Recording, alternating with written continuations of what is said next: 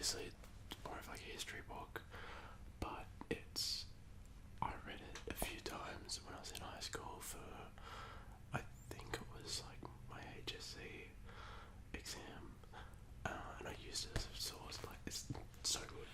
Anyway, without further ado, let's have a read. How about that? And also, I have water this time because the last few times I've literally been getting to the end of a video and my mouth is like a desert. So anyway, I will be drinking water at my own discretion. Thank you.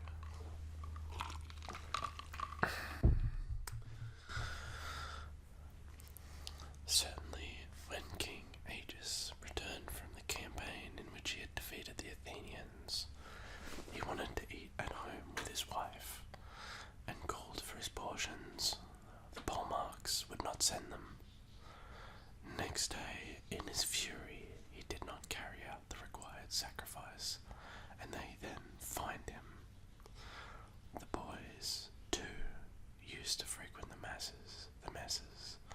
For them, it was like being brought to a school for self-discipline, where they both heard political discussion and witnessed the kind of entertainments appropriate for free men. For their own part, they would grow used to making fun and joking without becoming indecent, as well as not taking offence when they were the butt of the joke. In fact, this ability to take a joke would seem to be very Spartan. If a joke was too much for someone to take, he would plead with the person making it, and the latter left off. The oldest member indicated the doors to each person entering and said, "Not a word goes out through these." By all accounts, anyone desiring to join a mess was feted in the following way. Each member would take a piece of soft bread in his hand and in silence would throw it, like a ballot, into the bowl which a servant carried on his head. Those in favour threw the bread as it was, with those against squeezed it hard with their hand. The effect of a squeezed piece is that of a hollow ballot, and should they find even one of these, they do not admit the would-be entrant, because it is their wish that all should be happy in each other's company.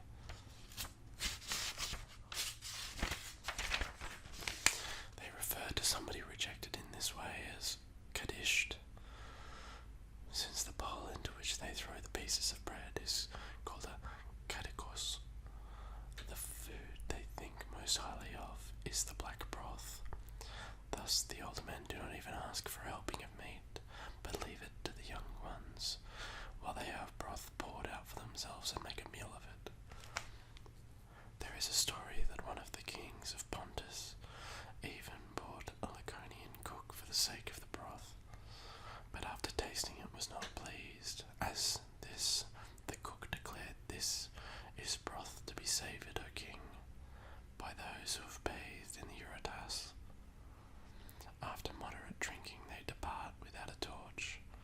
Neither for this journey nor for any other are they allowed to walk with a light, so that they should grow used to the darkness and to travelling cheerfully and fearlessly by night.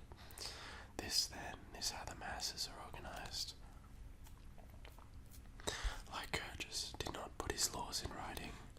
In fact, one of the so-called retras is a prohibition to this effect. Instead, he reckoned that the guiding principles of most importance for the happiness and excellence of a state would remain securely fixed if they are embedded in the citizen's character and training. This approach would forge a stronger commitment to such principles than the sense of compulsion induced in the young by education, when it gives a full picture of the legislator's arrangements for each of them.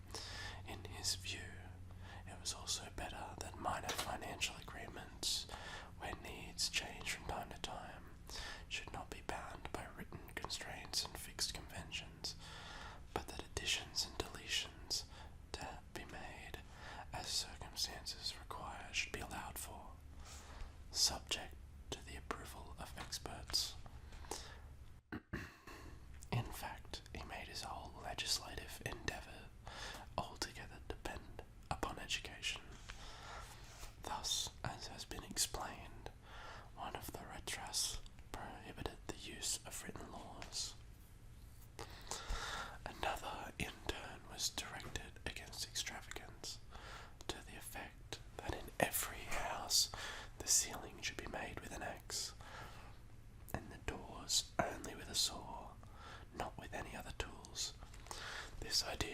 which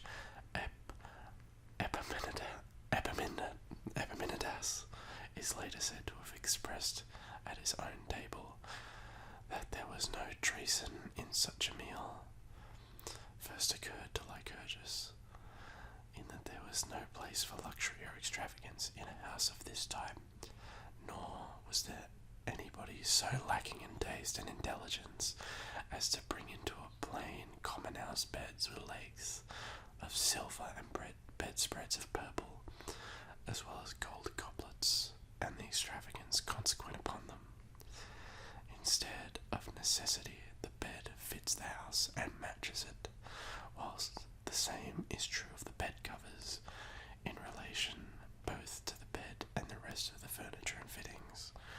It was such conditioning which, according to the story, prompted the elder Leotychides, when he was dining at Corinth and viewed the lavish coffered design of the ceiling of the room, to ask his host if timber there grew square.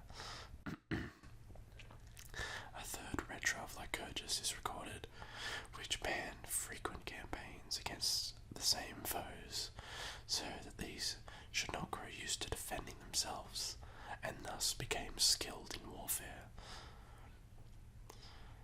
And this complaint was later laid most notably against King Agesilaus, that by his numerous constant forays and expeditions against Boeotia, he made the Thebans a match for the Spartans.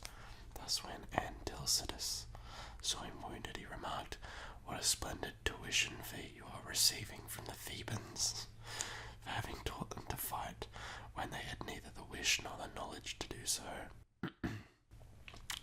Ordinances such as these, then, Lycurgus called retros, because they were considered to come from the god, and to be oracles. Since he regarded the upbringing of children as the greatest and noblest responsibility of the legislator, at an early stage, he took his start from that by showing concern for matters relating to marriages and births. Aristotle claims wrongly that he tried to discipline the women, but gave up when he could not control the considerable degree of license and power attained by women because of their husbands' frequent campaigning.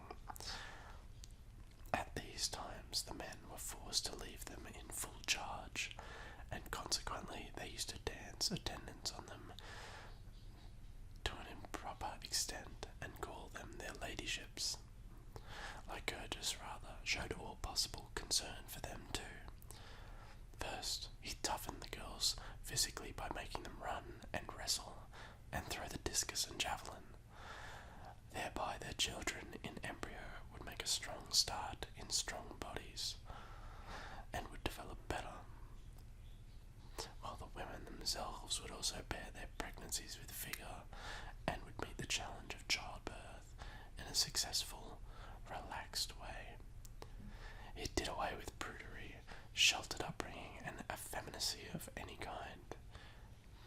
He made young girls no less than young men grow used to walking nude in processions, as well as to dancing and singing in certain festivals, with the young men present and looking on.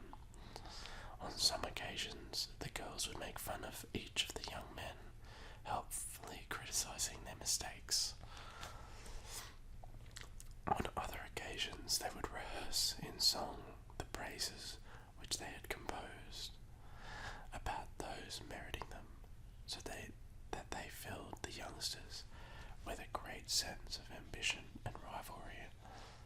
For the one who was praised for his manliness and became a celebrated figure to the girls went off priding himself on their compliments, whereas the jibes of their playful humour were no less cutting than warnings of a serious type, especially as the kings and the elders attended the spectacle along with the rest of the citizens. There was nothing disreputable about the girl's nudity. It was altogether modest, and there was no hint of immorality. Instead, it encouraged simple habits and an enthusiasm for physical fitness, as well as giving the female sex a taste of masculine gallantry.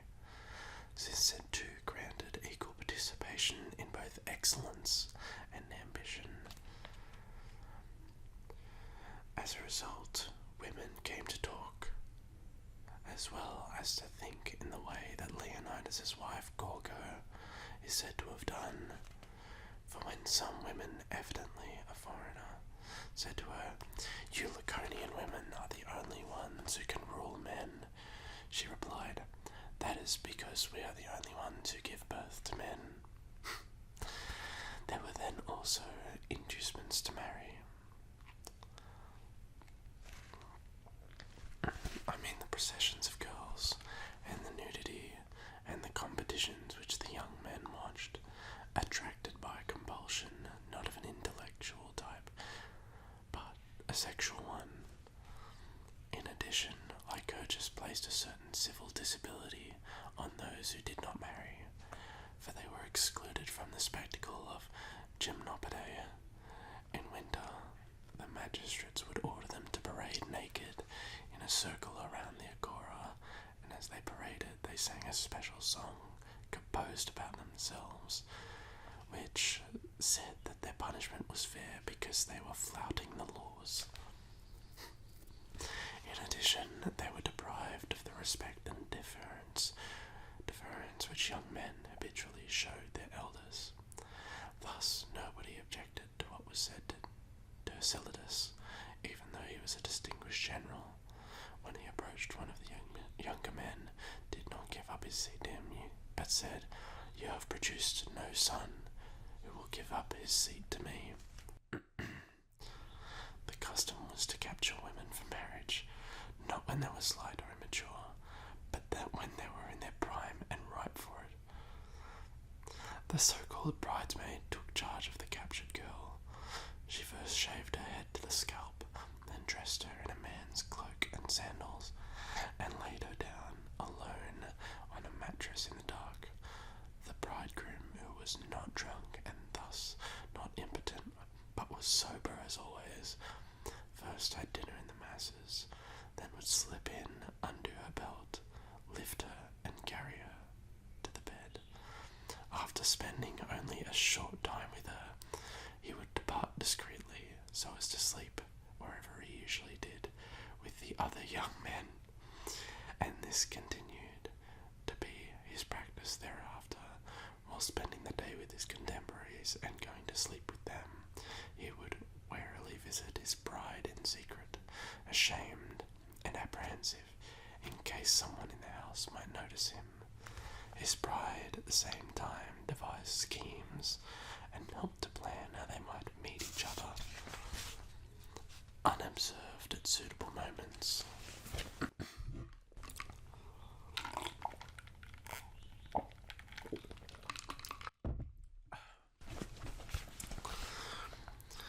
It was not just for a short period that young men would do this, but for long enough that some might even have children before they saw their own wives in daylight. Such intercourse was not only an exercise in self-control and moderation, but also meant that partners were fertile physically, always fresh for love, and ready for intercourse, rather than being sated and pale from unrestricted sexual activity. Moreover, some lingering glow of desire and affection was always left in both. After making marriage as modest and orderly as this, Lycurgus showed equal concern for removing absurd, unmanly jealousy, while excluding marriage from any kind of outrageous and disorderly behaviour. He made it honourable for worthy men to share children and their production, and derided people that there can be no combination or sharing of such things, and to avenge any by assassinations and wars. Thus, if an older man with a young wife should take a liking to one of the well-bred young men and approve of him, he might well introduce him to her so as to fill her with noble sperm, and then adopt the child as his own. Conversely, a respectable man who admired someone else's wife, noted for her lovely children and her good sense, might gain the husband's permission to sleep with her, thereby planting in fruitful soil, so to speak, and producing fine children who would be linked to fine ancestors by blood and family. First and foremost, Lycurgus considered children to belong not privately to their fathers, but jointly to the city, so that he wanted citizens produced not from random partners, but from the best. Moreover, he observed a good deal of stupidity and humbug in others' rules on these matters. Such people have their bitches and mares mounted by the finest dogs and stallions, whose owners they can prevail upon for a favour or fee, but their wives they lock up and guard, claiming the right to produce their children exclusively. They forget that where children are born of poor stock, the first to suffer from their poor condition are those who possess and rear them, while the same applies conversely to the good qualities of those from sound stock. What was thus practiced in the interests of breeding and of the state was at that time so far removed from the laxity for which the women later became notorious that there was absolutely no notion of adultery among them. There is a story regarded about Gerardus, a Spartan of really ancient times, who, when asked by a foreigner what the punishment for adulterers was, said, "There is no adulterer among a stranger." And the later replied, "But what if there should be one?" Gerardus' answer was, "His fine would be a great bull which bends over Mount Taygetus to drink from the Eurotas." The foreigner was amazed by this and said, "But how could there be a bull of such size?" At which Gerardus laughed and said, "But how could there be an adulterer at Sparta?" This then concludes my investigation of their marriages. The father of a newborn child was not entitled to make his own decision about whether to rear it, but brought it in his arms to a particular spot termed a liege, where the eldest men of his tribe sat. If after examination the baby proved well built and sturdy, they instructed the father to bring it up and assigned it one of the 9,000 lots of land. But if it was puny and deformed, they dispatched it to what was called the place of rejection, the apothete, a precipitous spot of Mount Taygetus, considering it both better for itself and the state that the child should die if right from its birth it was poorly endowed for health or strength. And that is why women should test their babies' constitutions by washing them in wine instead of water. The effect of the unmixed wine on ailing and epileptic children is said to be that they lose their senses and their limbs go stiff, whereas healthy ones are toughened by it and acquire a harder constitution. The children's nurses exercise special care and skill to allow free development of limbs and physique. They dispensed with swaddling clothes.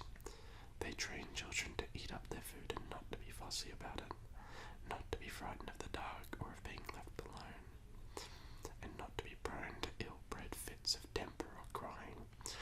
This is why foreigners brought Laconian wet nurses for their children. Amycla, who breastfed the Athenian Alcibiades, is said to have been a Spartan girl.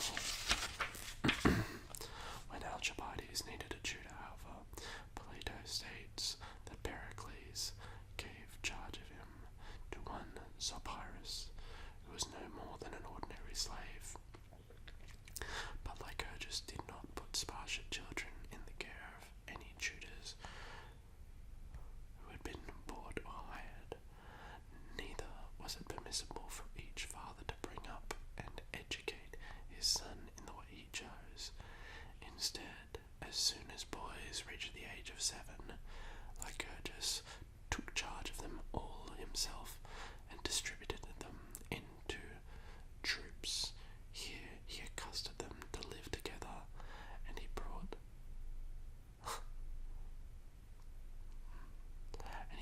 and to be brought up together, playing and learning as a group. The captaincy of the troop was conferred upon the boy who displayed the soundest judgment and the best fighting spirit.